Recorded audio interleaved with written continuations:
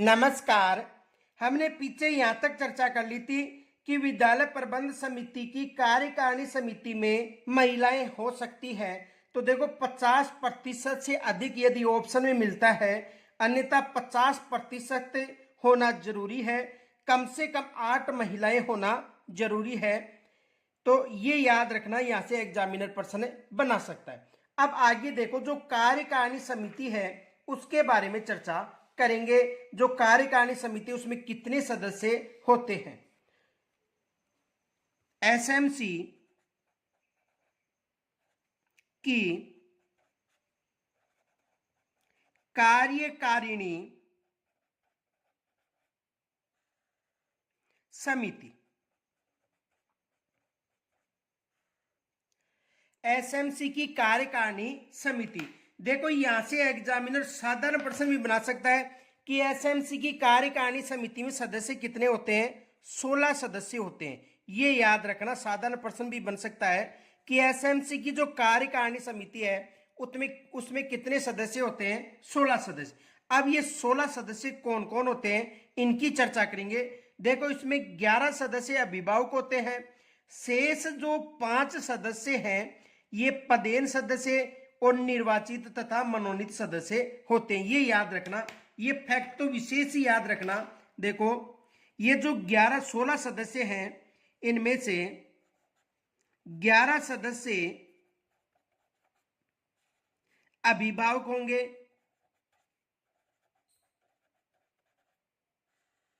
11 सदस्य अभिभावक होंगे और इनमें से भी 50% महिला जरूरी है।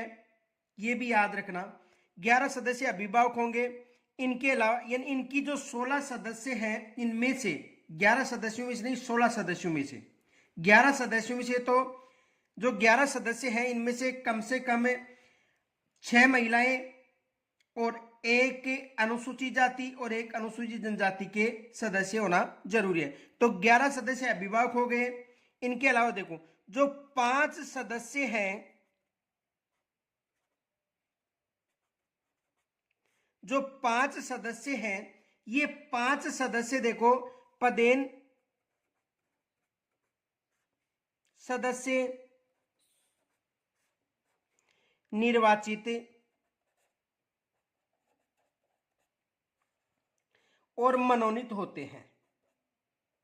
ये याद रखना, 11 सदस्य अभिभावक हो गए, 5 सदस्य में से पदेन सदस्य हो गए, निर्वाचित सदस्य हो गए और मनोनीत सदस्य हो गए।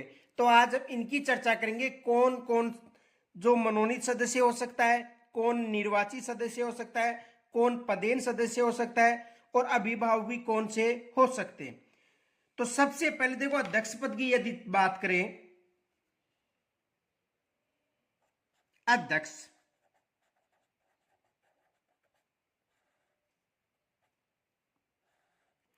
देखो अध्यक्ष जो साधारण समिति के द्वारा जो निर्वाचित 11 सदस्य हैं, इनमें से कार्यकारिणी समिति के सदस्यों के द्वारा अध्यक्ष पद का निर्वाचन किया जाता है।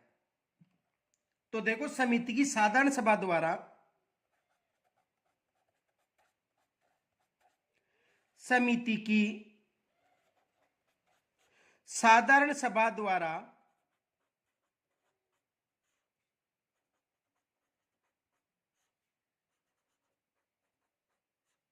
समिति की साधारण सभा द्वारा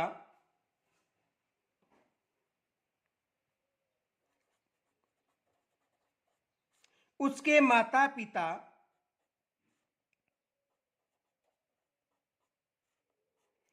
या संरक्षक सदस्यों में से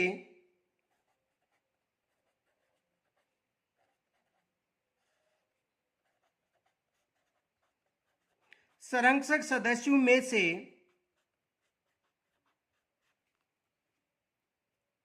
कार्यकारिणी समिति हेतु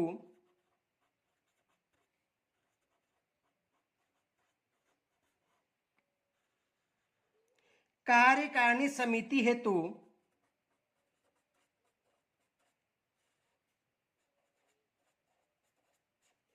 कार्यकारिणी समिति हेतु निर्वाचित 11 सदस्यों में से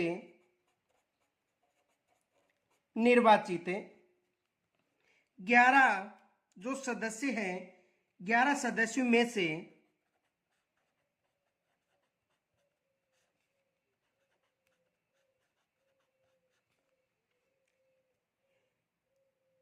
कार्यकारिणी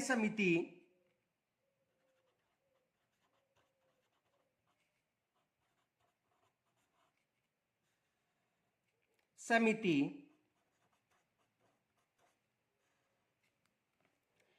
के सदस्यों द्वारा निर्वाचित है।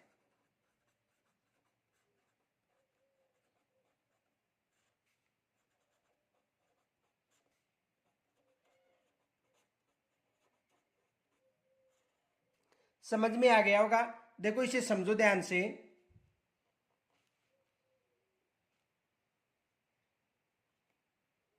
देखो जो 16 सदस्य होते हैं, ये एसएमसी कार्यकारिणी में कितने सदस्य होते हैं? 16 सदस्य। उनमें 11 सदस्य अभिभावक हो गए और 5 सदस्य पदेन सदस्य निर्वाचित और मनोनीत होते हैं। अब ये जो 11 सदस्य होते हैं, इनमें से अभिभावक का, जो 11 सदस्य अभिभावक होते हैं, इनमें से अध्यक्ष का चुनाव किया जाता है। अब देखो अध्यक्ष के चुनाव के लिए देखो, जैसे मान लो ये साधारण समिति है, साधारण समिति, और इस साधारण समिति के द्वारा, साधारण समिति में कौन होते हैं? जो अभिभावक वर्ग है ये शामिल होते हैं, इनके अलावा पदेन ये भी होते हैं। तो देखो साधारण जो समिति है, इस समिति के द्वारा 11 सदस्यों का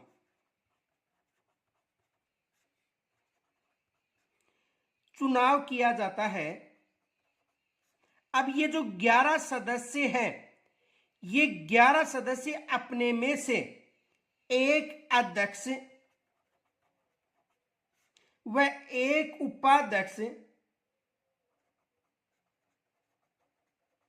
का निर्वाचन करते हैं। समझ में आ गया होगा। साधारण समिति द्वारा कितने सदस्यों का चुनाव किया जाता है? 11 सदस्यों का। इन 11 सदस्यों में से एक सदस्य इनके द्वारा एक अध्यक्ष बनाया जाता है और एक उपाध्यक्ष बनाया जाता है। ये अध्यक्ष और उपाध्यक्ष निर्वाचित होने के बाद में इसके समिति, जो साधारण समिति है, इसके भी अध्यक्ष और उपाध्यक्ष होंगे। तो 11 सदस्यों में से, ये जो 11 सदस्य, इनमें से एक अध्यक्ष बनाया जाता है और एक उपाध्यक्ष। ये याद रखना, साधारण समिति के जो 11 सदस्य हैं, इन 11 सदस्यों में से एक अध्यक्ष और एक उपाध्यक्ष बनाया जाता है। आगे देखो, अध्यक्ष के बाद में उपाध्यक्ष।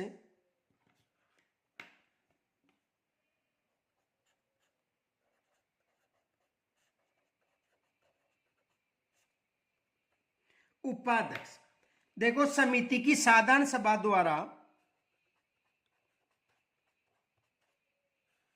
समिति की साधारण सभा द्वारा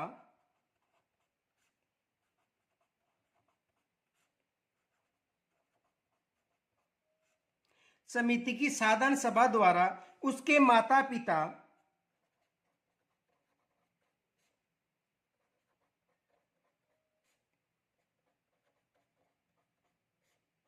या संरक्षक सदस्यों में से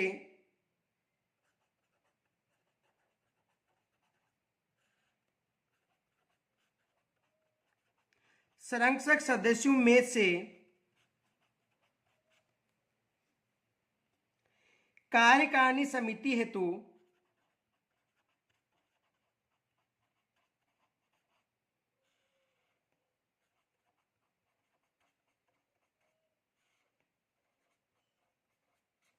कार्यकारिणी समिति हेतु निर्वाचित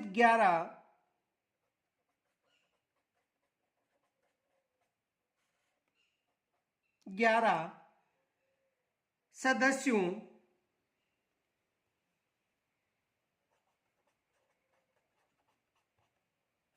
कितने सदस्य?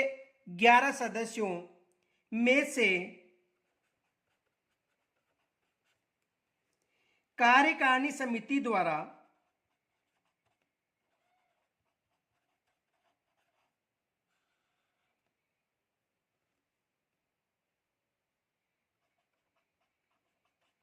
कार्यकारिणी समिति के सदस्यों द्वारा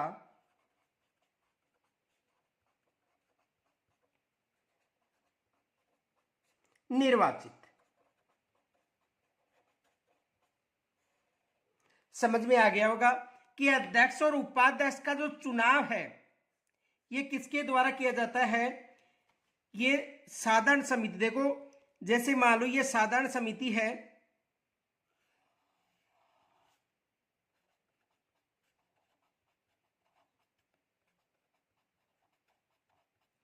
और इस साधारण समिति के द्वारा 11 सदस्य कौन से हैं? कार्यकारिणी के। इनका चुनाव किया जाता है और इन सदस्यों में से एक उपाध्यक्ष बनाया जाएगा। समझ में आ गया होगा। तो साधारण समिति जो 11 सदस्य जो कार्यकारिणी के रूप में चुनती है उनमें से एक अध्यक्ष होगा, एक उपाध्यक्ष होगा। ये याद रखना, यहां से एग्जामिनर प्रश्न बना सकता है। अब देखो ये जो 11 सदस्य हैं ये याद रखना,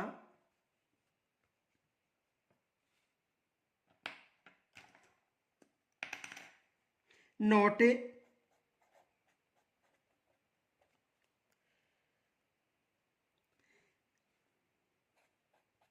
11 सदस्य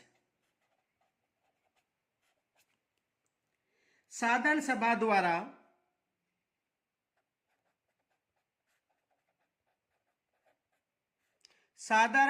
द्वारा उसके माता पिता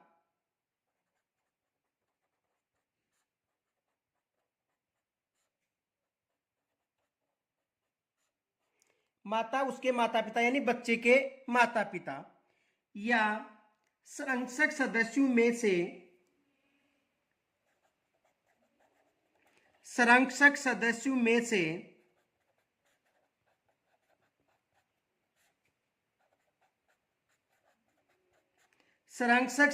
में से कार्यकारिणी समिति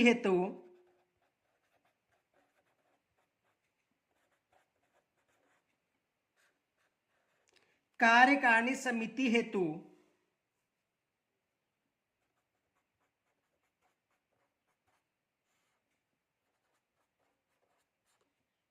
ग्यारह सदस्य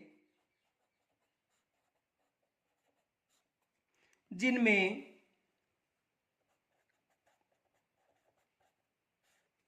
कम से कम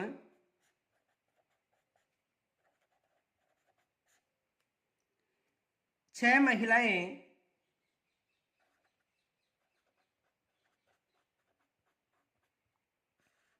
कम से कम कितनी महिलाएं? 6 महिलाएं। इनमें से देखो एक अनुसूचित जाति व एक अनुसूचित जनजाति से संबंधित हो। एक अनुसूचित जाति व एक अनुसूचित जनजाति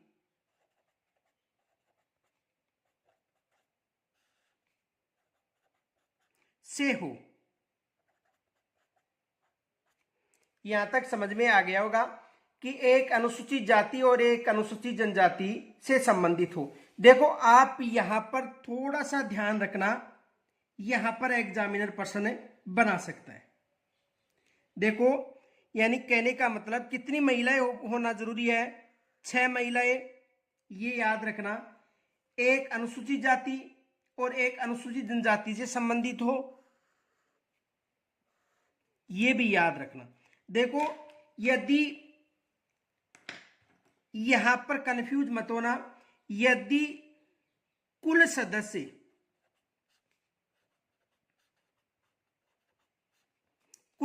कितने हो गए?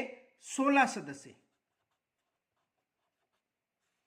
इन सदस्यों में से जो कुल 16 सदस्य हैं, इन सदस्यों में से 8 महिलाएं होना जरूरी है।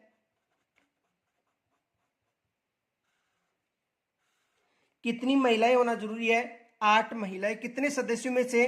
16 सदस्यों में से, जिनमें एक अनुसूचित जाति और अनुसूचित जनजाति की भी होना जरूरी है। लेकिन यदि इन 11 सदस्यों की बात करें तो 11 सदस्य में से 6 महिलाएं होना जरूरी है। समझ में आ गया होगा। कुल सदस्य में से कितनी महिलाएं? 8 महिलाएं। और यदि 11 सदस्यों की बात करें तो इन 11 सदस्यों में से 6 महिलाएं होना जरूरी है। अब याद रखना, कम से कम एक एससी की महिला हो और एक एसटी की महिला होना जरूरी है यदि उस क्षेत्र में है तो। समझ में आ गया होगा। देखो, यदि 11 सदस्य की बात करें तो 6 महिलाएं होना जरूरी है, और यदि 16 सदस्यों यानी कुल सदस्यों में 8 महिलाएं, और कार्यकारिणी समिति में कितनी महिला होना जरूरी है? 6 महिलाएं। समझ में आ गया होगा। यानी कुल 50% महिला होना जरूरी है। कुल कितनी प्रतिशत महिला जरूरी है, ये याद रखना, नोट। कुल सदस्यों में से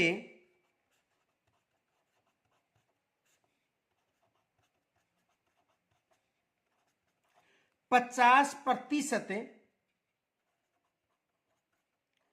महिलाएं होना जरूरी है।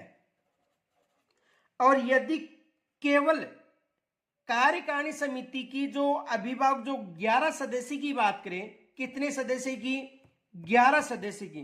तो 11 सदस्य में से कम 6 महिलाएं होना जरूरी है। ये याद रखना, कम से कम कितनी? 6 महिलाएं।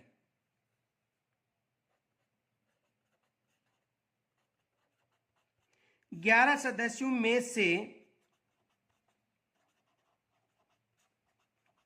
कम 6 महिलाएं।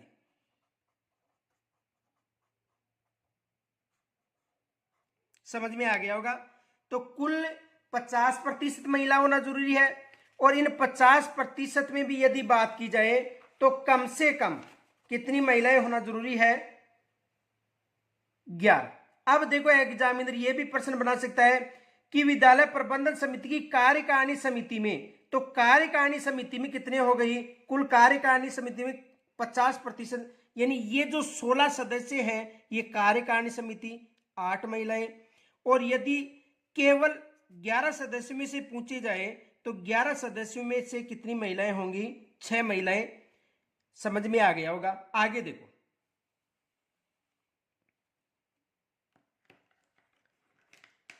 इन 11 सदस्यों के अलावा देखो, एक होता है पदेन सदस्य,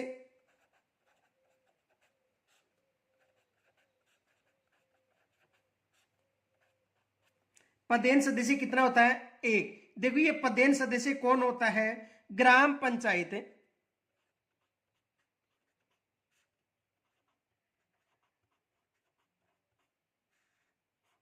या नगर पालिका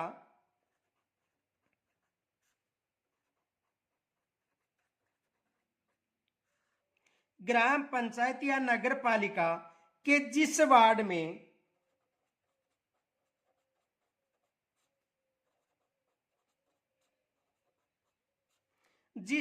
में विद्यालय स्थित है,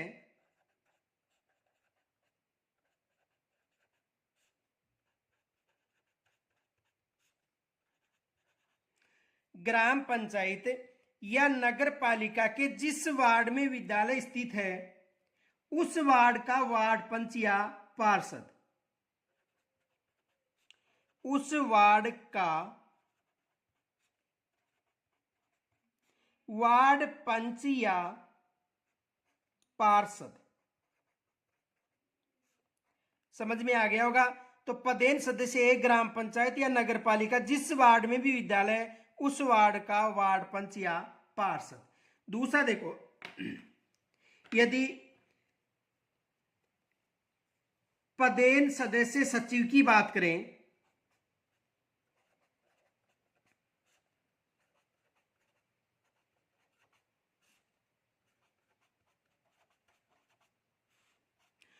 तो पदेन सदस्य सचिव कितना होगा? एक।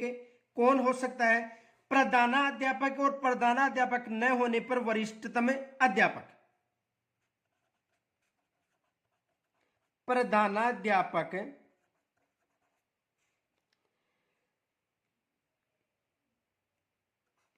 प्रधानाध्यापक या प्रधानाध्यापक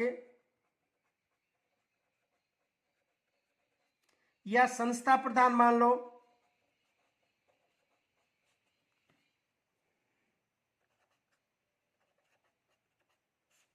न होने पर, यानी एचएम के न होने पर वरिष्ठतम अध्यापक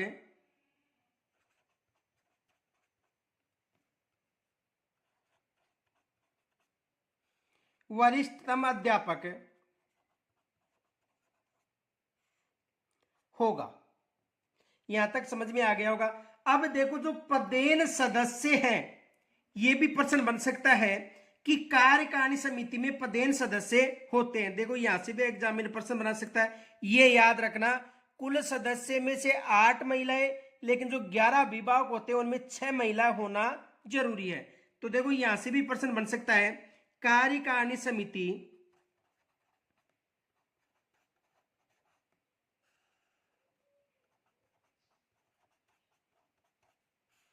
में कुल पदेन सदस्य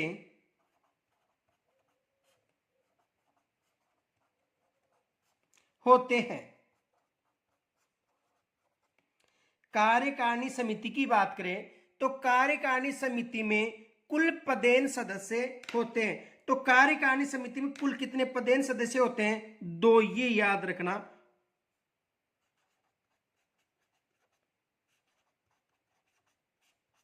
कितने सदस्य होंगे? 2 सदस्य होंगे। यहां तक समझ में आ गया होगा। आगे देखो,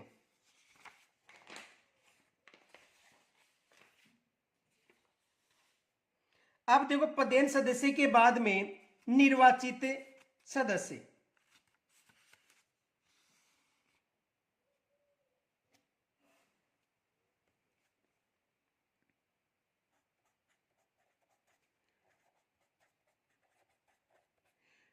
निर्वाचित अध्यापक,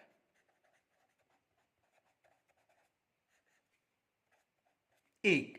निर्वाचित अध्यापक कितने होंगे? एक। देखो विद्यालय के अध्यापकों द्वारा समिति हेतु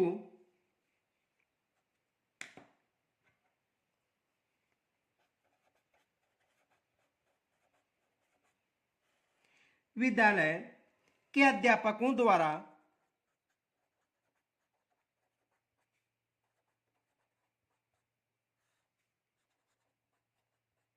विद्यालय के अध्यापकों द्वारा, ये याद रखना, समिति हेतु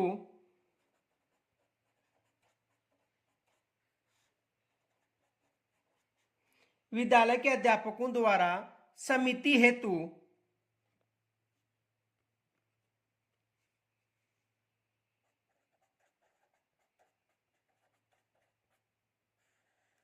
निर्वाचित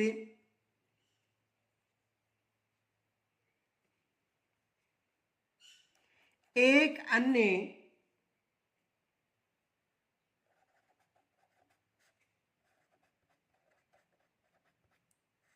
महिला अध्यापक या प्रबोधक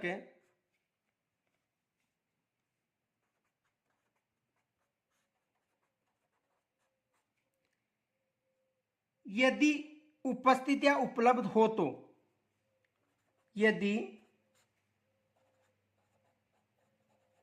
उपस्थित, उपस्थित का मतलब है,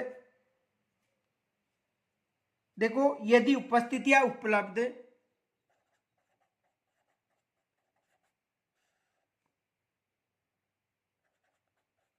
हो तो, देखो इसे समझो, यानी कहने का मतलब है कि उस स्कूल में यदि कोई महिला अध्यापिका है तो, उस स्कूल में कोई महिला अध्यापिका है तो, और यदि नहीं है तो अन्य पुरुष या अध्यापक जो प्रबोधक है वो, अन्यथा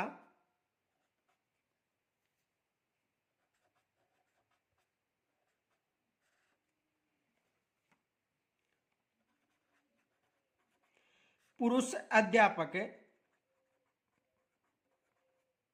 या प्रबोधक।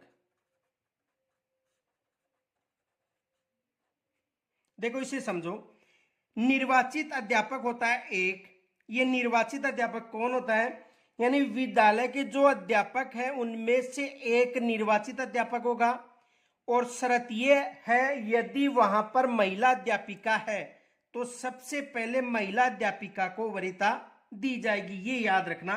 देखो नोट,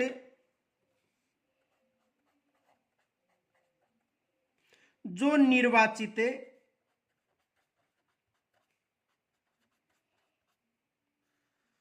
अध्यापक का पद है उसके लिए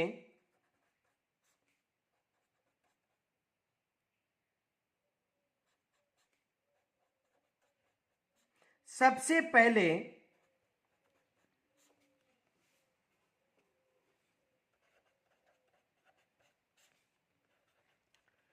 महिला अध्यापिका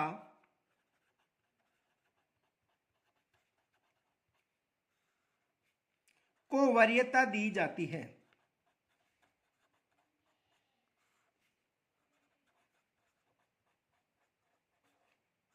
समझ में आ गया होगा। सबसे पहले किसे वरीयता दी जाएगी? महिला अध्यापिका को सबसे पहले वरीयता दी जाएगी। आगे देखो, निर्वाचित अध्यापक के बाद मनोनीत सदस्य,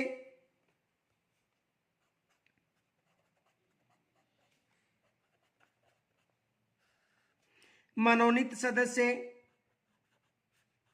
और मनोनीत सदस्य कितने होते हैं? 2। ये भी एग्जाम में प्रश्न बन सकता है कि कार्यकारिणी समिति में मनोनीत सदस्य कितने होते हैं? तो 2 सदस्य मनोनीत सदस्य होते हैं। देखो विद्यालय परिक्षेत्र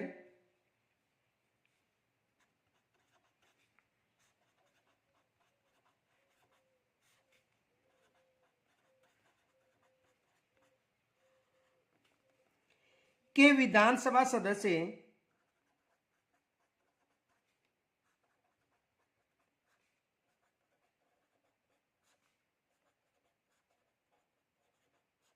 यानी एमएलए के द्वारा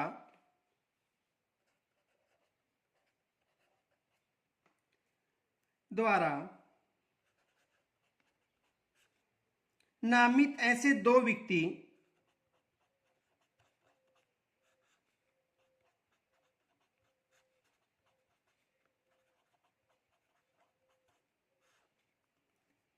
जिसमें कम से कम एक महिला हो,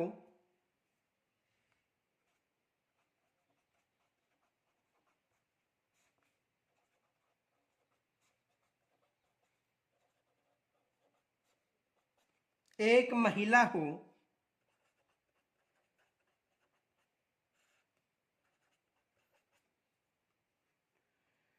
तथा एक माता पिता या संरक्षक सदस्यों में से हो। एक माता पिता या संरक्षक सदस्यों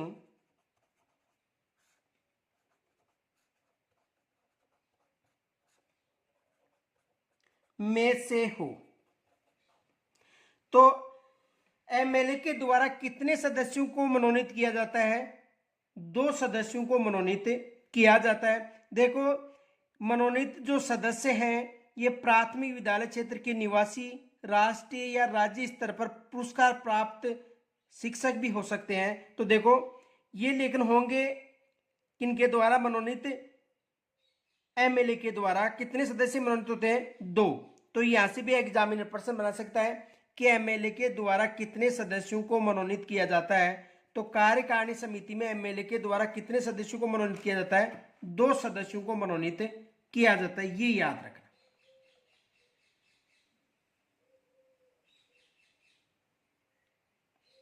एक फैक्ट याद रखना, नोट, कार्यकारिणी समिति में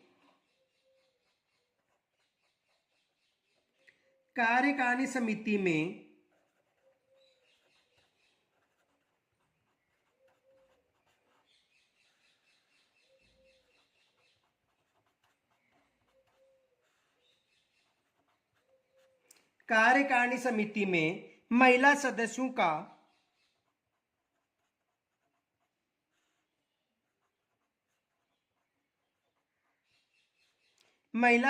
का निर्वाचन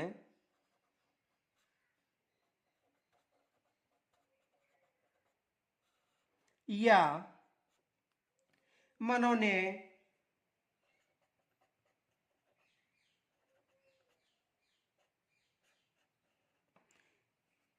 इस प्रकार किया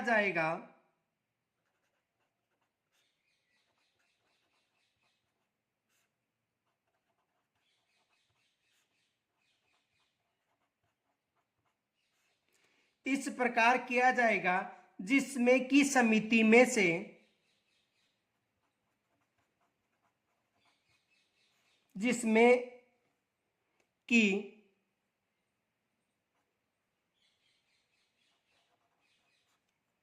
समिति में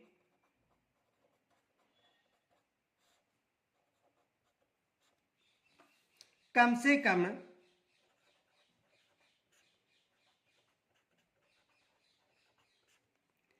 8 महिलाएं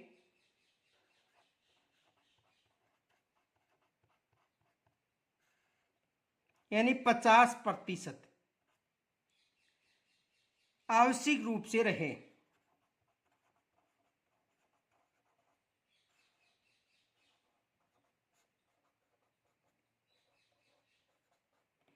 यहां तक समझ में आ गया होगा। अब आगे देखो,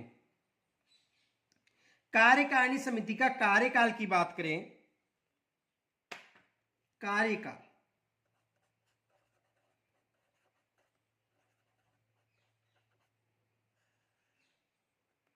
तो देखो, कार्यकारिणी समिति का कार्यकाल कितने वर्ष का होगा? 2 वर्ष का होगा। ये याद रखना, कार्यकारिणी जो समिति है इसके मनोनीत और निर्वाचित सदस्यों का कार्यकाल 2 वर्ष तक रहेगा।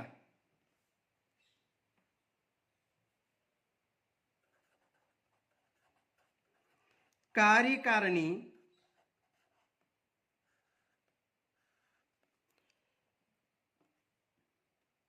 के मनोनीत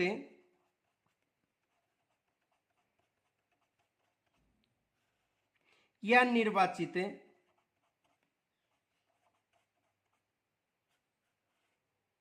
सदस्यों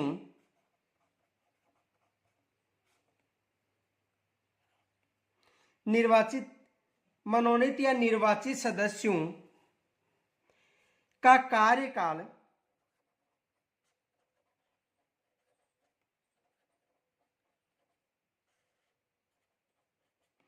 2 वर्ष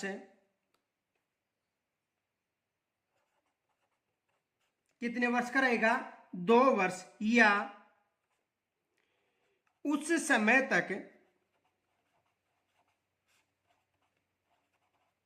अधिकतम कितने वर्ष? 2 वर्ष या उस समय तक रहेगा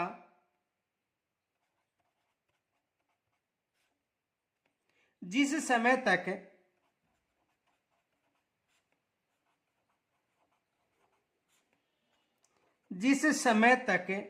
वे समिति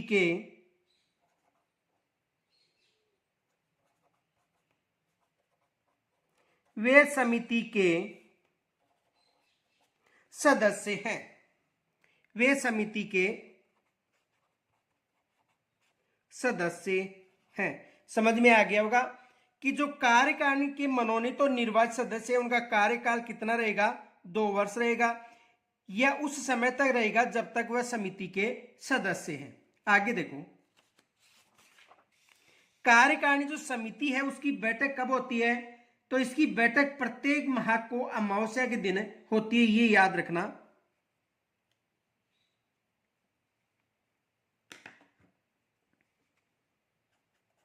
कार्यकारिणी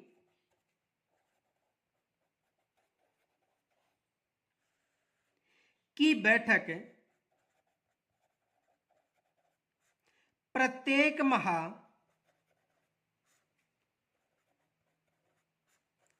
की अमावस्या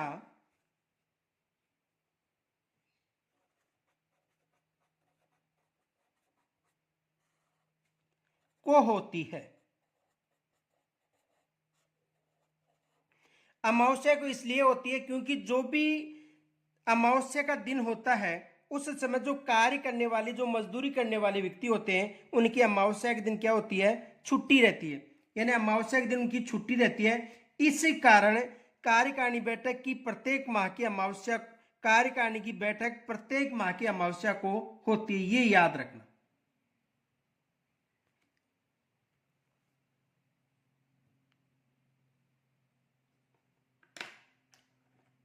अब देखो, यदि अमावस्या के दिन यदि छुट्टी है तो ये बैठक अगले कार्य दिवस को की जाएगी, ये याद रखना।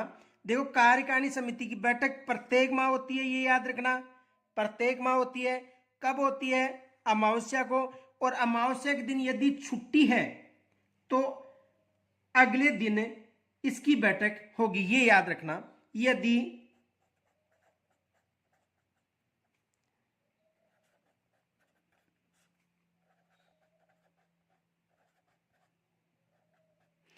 अमावस्या के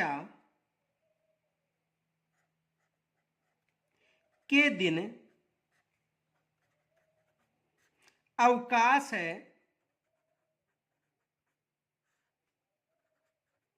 तो अगले कार्य दिवस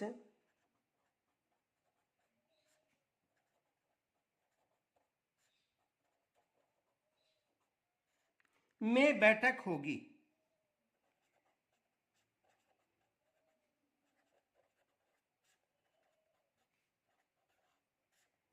समझ में आ गया होगा। कार्यकारिणी की बैठक प्रत्येक माह होती है, ये याद रखना। कब होती है? अमावस्या को होती है। और अमावस्या के दिन यदि अवकाश है तो ये बैठक अगले दिन होगी, ये याद रखना। यदि अमावस्या के दिन अवकाश है तो ये बैठक अगले दिन आयोजित होगी, ये याद रखना।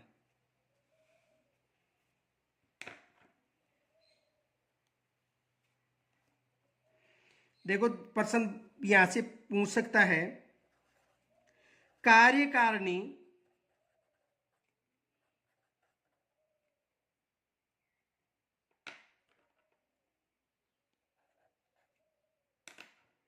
कार्यकारिणी समिति की बैठक प्रत्येक माह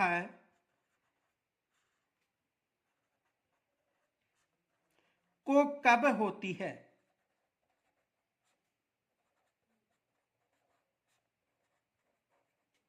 तो प्रत्येक माह को कब होती है? अमावस्या को। ये प्रत्येक माह को बैठक होती है, ये याद रखना। कब होती है? अमावस्या को। प्रत्येक माह को जो कार्यकारिणी समिति है, कार्यकारिणी समिति, उसकी बैठक होती है। आगे देखो, गणपूर्ति की बात करें।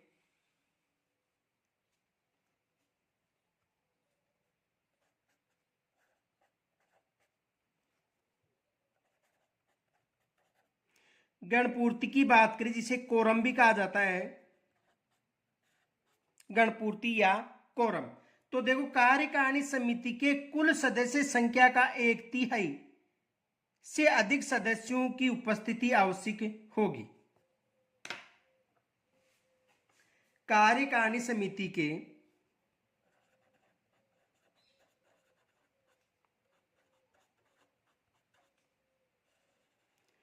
कार्यकारिणी समिति के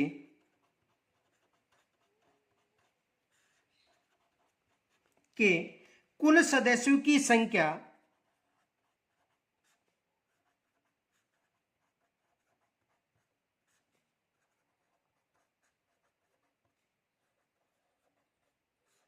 कुल सदस्यों की संख्या के 1/3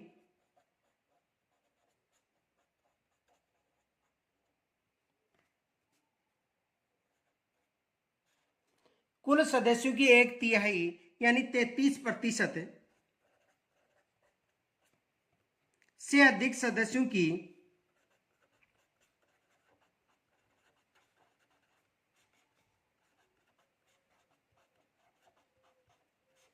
की उपस्थिति।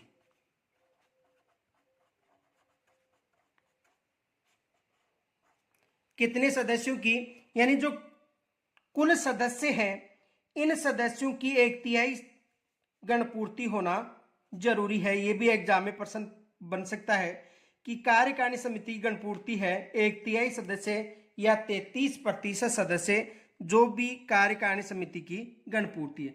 अब अध्यक्ष और उपाध्यक्ष की अनुपस्थिति में कौन कार्य करता है, तो देखो अध्यक्ष और उपाध्यक्ष दोनों की अनुपस्थिति में समिति का कोई अन्य माता पिता या संरक्षक सदस्य अध्यक्षता हेतु चुना जाएगा, जिसे ऐसा करने के लिए बाकी जो भी अन्य सदस्य हैं वो उनको चुनते हैं।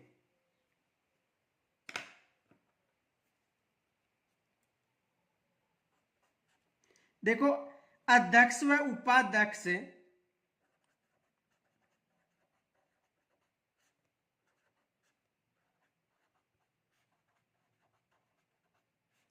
अध्यक्ष और उपाध्यक्ष दोनों की अनुपस्थिति में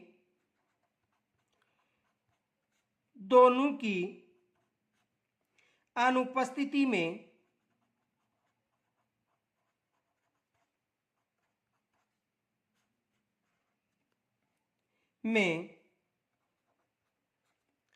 समिति का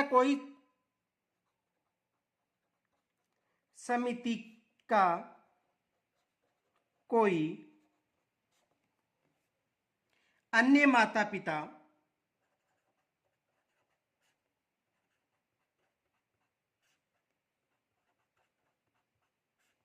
समिति का कोई अन्य माता पिता या संरक्षक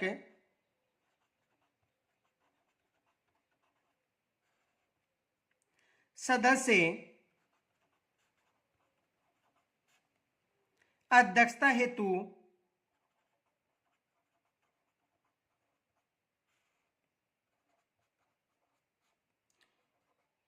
चुना जाएगा।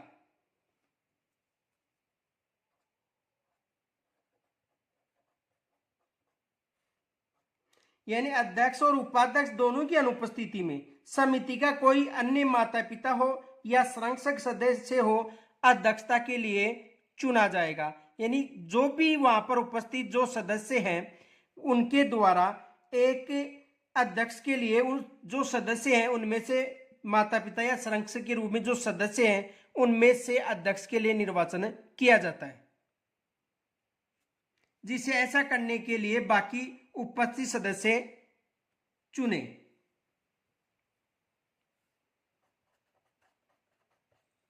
जिसे ऐसा करने के लिए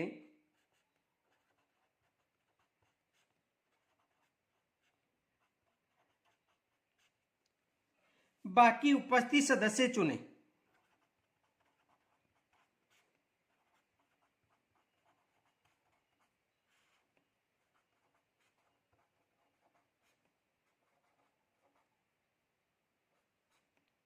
यहां तक समझ में आ गया होगा कि जो भी सदस्य उपस्थित है उन सदस्यों में से एक अध्यक्ष के लिए जो भी सदस्य उपस्थित है वो उनका निर्वाचन करेंगे। दोबारा समझो, अध्यक्ष और उपाध्यक्ष यदि दोनों उपस्थित नहीं है तो उस समय जो अन्य सदस्य हैं वो अपने में से ही एक अध्यक्ष और उपाध्यक्ष का निर्वाचन करते हैं। समझ में आ गया होगा। अब देखो सदस्यता समाप्त होने के कारण क्या है।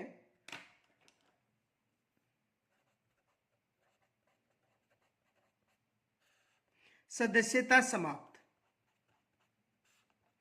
देखो सदस्यता समाप्त के लिए इनका कार्यकाल कितने वर्ष का होता है? अधिकतम 2 वर्ष का होता है। देखो याद रखना, सदस्यता समाप्त के समय यानी इनका कार्यकाल कितने वर्ष का होता है? 2 वर्ष का। तो 2 वर्ष में जो पहले होगा, देखो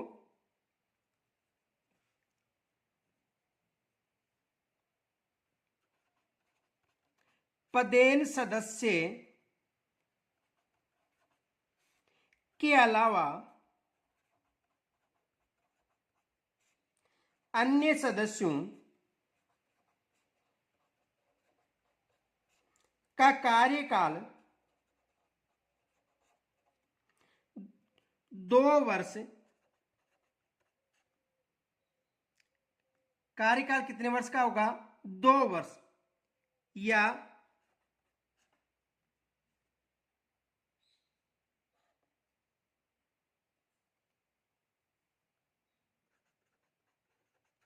समिति का सदस्य रहने तक। देखो, समझो सदस्य समाप्त का मतलब है कि पदेन सदस्य यानी पदेन सदस्य के अलावा अन्य जो सदस्य होंगे कार्यकाल या तो 2 वर्ष का होता है, या मध्य में कोई भी सदस्यता समाप्त हो सकती है। कोई भी यदि बच्चा दूसरी स्कूल में चला जाए या उसकी वहां पर जो शिक्षण व्यवस्था वह पूर्ण होने के कारण, तो 2 वर्ष से पहले भी उसकी सदस्यता समाप्त हो सकती है। समझ में आ गया होगा कि एक बालक का जो अभिभावक है उसको जो अध्यक्ष बनाया जाता है या अन्य कोई सदस्य है तो उसका अधिकतम कार्यकाल 2 वर्ष का होगा। और यदि किसी बालक के माता पिता की सदस्यता समाप्त इसलिए भी हो सकती है कि यदि उसकी शिक्षण व्यवस्था पूर्ण हो गई हो या किसी कारण से उस बच्चे ने वहां से अपना प्रवेश है वो दूसरे अन्य स्कूल में ले लिया हो, तो उसकी सदस्यता समाप्त हो जाएगी। या 3 क्रमिक बैठकों में यानी 3 लगातार बैठकों में अनुपस्थित रहने पर,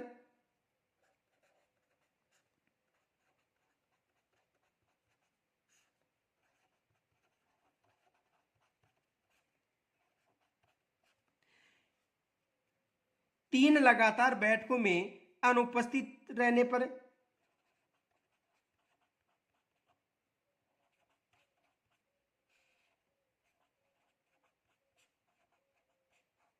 यदि 3 लगातार जो बैठक है उसमें अनुपस्थित रहता है तो, या कानून द्वारा दोषी ठहराने पर,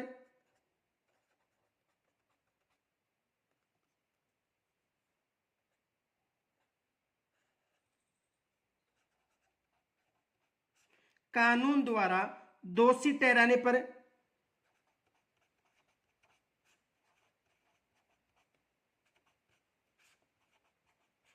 यदि कानून के द्वारा उसे दोषी ठहराया जाता है तो कानून द्वारा दोषी ठहराने पर, या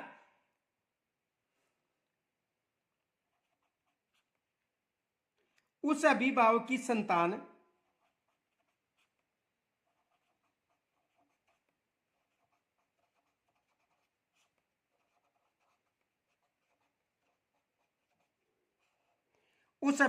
संतान उस विद्यालय में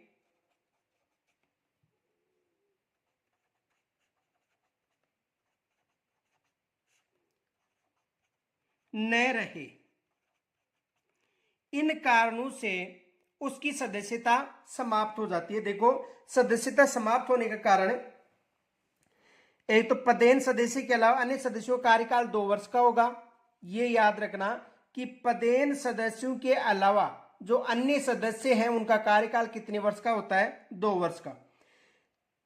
या वो समिति का सदस्य न रहने तक, यानी समिति का सदस्य रहने तक केवल उसका कार्यकाल माना जाता है। अब देखो, उसकी सदस्यता समाप्त यदि वो लगातार 3 बैठकों में अनुपस्थित रहता है, कानून के द्वारा उसे दोषी ठहराया गया हो, या अभिभावक की संतान उस विद्यालय में नहीं हो, तो उसकी सदस्यता क्या हो जाएगी?